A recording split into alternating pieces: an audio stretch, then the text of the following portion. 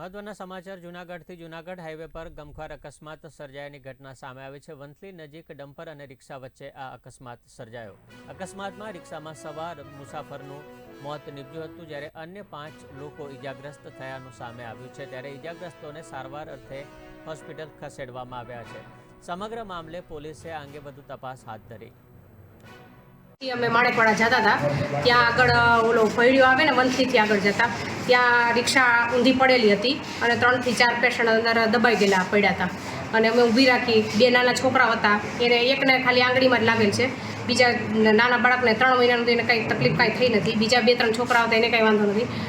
એક ભાઈ અત્યારે ગુજરી ગયો છે, એક ભાઈને હાથમાં તકલીફ થઈ ગઈ છે, ભાંગી ગયો છે હાથ, અને એક બેનને બધું બહુ લાગેલ છે અને બીજા બેન એટલે આમ સ્વસ્થ છે, વાંધો નથી, પણ બહુ તકલીફ છે અત્યારે।